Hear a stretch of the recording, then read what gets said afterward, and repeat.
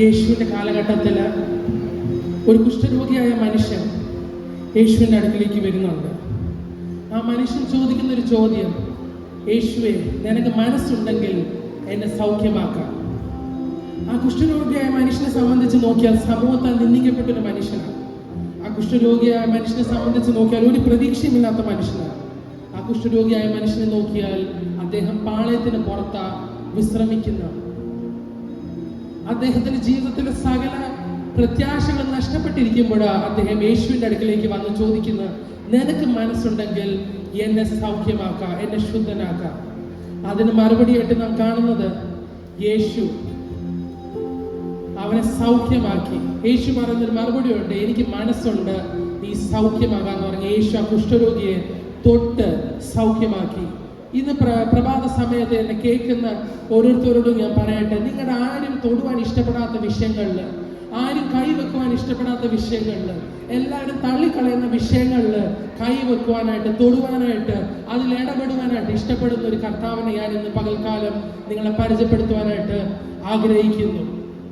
നിങ്ങളുടെ ശബ്ദം ലോകത്തിലാരും കേൾക്കുവാൻ ഇഷ്ടപ്പെടുന്നില്ലെങ്കിലും, ലോകത്തിൽ നിങ്ങളെ തള്ളിക്കളയുന്ന ഒരു സമൂഹമുണ്ടെങ്കിലും നിങ്ങളെ ചേർത്ത് പിടിക്കുന്ന ഒരു കർത്താവുണ്ട്.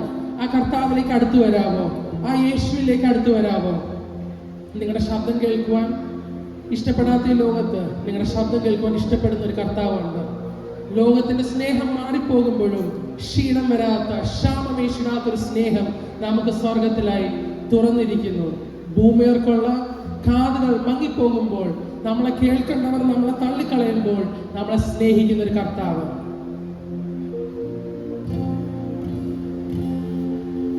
എൻ മൊഴി കേൾക്കാൻ ഭൂവിൽ കാതില്ലെങ്കിലും, എൻ മൊഴി കേൾക്കാൻ ഭൂവിൽ കാതില്ലെങ്കിലും, ചെമ്മയായി തുറന്ന കാതുന്നുണ്ട് സ്വർഗത്തിൽ, ചെമ്മയായി തുറന്ന കാതുന്നുണ്ട് സ്വർഗത്തിൽ. പ്രിയമുള്ളവരെ, ഭൂമിയോർക്കുള്ള സ്നേഹം മാറിപ്പോകും.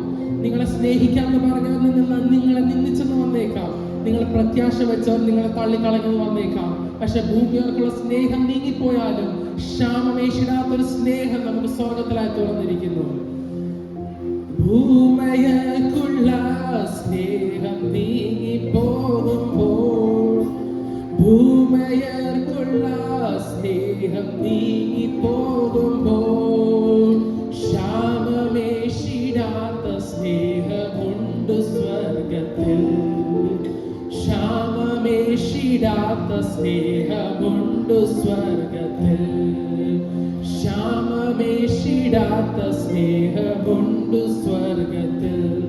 പ്രിയമുള്ളവരെ, ആ കുഷ്ഠരോഗിയായ മനുഷ്യൻ, സമൂഹത്താൽ നിന്ദിക്കപ്പെട്ട് രോഗിയായിരുന്ന മനുഷ്യൻ യേശുവിന്റെ അടുക്കിലേക്ക് വന്നപ്പോൾ ആരും തൊടുവാൻ ഇഷ്ടപ്പെടാത്ത ആ വിഷയത്തിൽ നമ്മൾ യേശു കൈവച്ച് തൊട്ട് അവനെ സൗഖ്യമാക്കിയതുപോലെ ഇന്ന് പ്രഭാതത്തിൽ എന്നെ കേൾക്കുന്ന ആരെങ്കിലും യേശുവിന്റെ ഒരു കരസ്പർശത്തിനായിട്ട് ആഗ്രഹിക്കുന്നുവെങ്കിൽ, ആ ദൈവത്തിന്റെ ഒരു സ്പർശനത്തിനായിട്ട് ആഗ്രഹിക്കുന്നുവെങ്കിൽ, നിങ്ങളുടെ രോഗമുള്ള ഭാഗത്ത്, നിങ്ങളുടെ ദീനമുള്ള ഭാഗത്ത്, നിങ്ങളുടെ വേദനയുള്ള ഭാഗത്ത് നിങ്ങളുടെ കരങ്ങൾ വെക്കാം.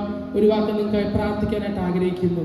ആരെങ്കിലും ഇന്ന് കേൾക്കുന്ന ആരെങ്കിലും രോഗത്താൽ ഭാരപ്പെടുന്നുവെങ്കിൽ, ശാരീരിക ക്ലേശങ്ങളാൽ ഭാരപ്പെടുന്നുവെങ്കിൽ, നിങ്ങളുടെ ദീനമുള്ള ഭാഗത്ത് നിങ്ങളുടെ കരങ്ങൾ വെക്കാം. മറുകരം സ്വർഗത്തിലേക്ക് ഉയർത്താം. ഞാൻ നിങ്ങൾക്കായി പ്രാർത്ഥിക്കാനായിട്ട് ആഗ്രഹിക്കുന്നു. സർവസ്നായ നമ്മുടെ നല്ല പിതാവേ, നമ്മൾ ആളുകൂടാതെ സ്നേഹിക്കുന്ന സ്വർഗീയ നല്ല പിതാവേ, കർത്താവിന്റെ സന്നിധിയിലേക്ക് നാം അടുത്തു വരുന്നു. രോഗികളായിരിക്കുന്ന ഓരോരുത്തരും ദൈവകരങ്ങൾ ഏൽപ്പിച്ച് പ്രാർത്ഥിക്കുന്നു. ഓരോരുത്തരും കാര്യങ്ങൾ വെച്ചിരിക്കുന്ന അവയവങ്ങളെ ദൈവകരങ്ങൾ ഏൽപ്പിച്ച് പ്രാർത്ഥിക്കുന്നു. വചനം പറയുന്നു, അവന്റെ അടിപ്പിടലാൽ നമുക്ക് സൗഖ്യം വന്നുമിരിക്കുന്നു. നമ്മുടെ സൗഖ്യത്തിനായി 2000 വർഷങ്ങൾക്ക് മുമ്പ് കാൽവരി ക്രൂശിൽ മരിച്ച യേശുവിന്റെ പുണ്യാക രക്തത്തിൽ നമ്മൾ ആശ്രയിക്കുന്നു.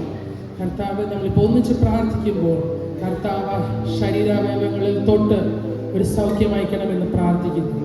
കർത്താവിന് വലിയ കരം ചലിച്ചിരിക്കാൻ സ്തോത്രം. യേശുവിൻ നാമത്തിൽ തന്നെ ആമേൻ, ആമേൻ, ആമേൻ. ഈ വചനം ദൈവങ്ങളെ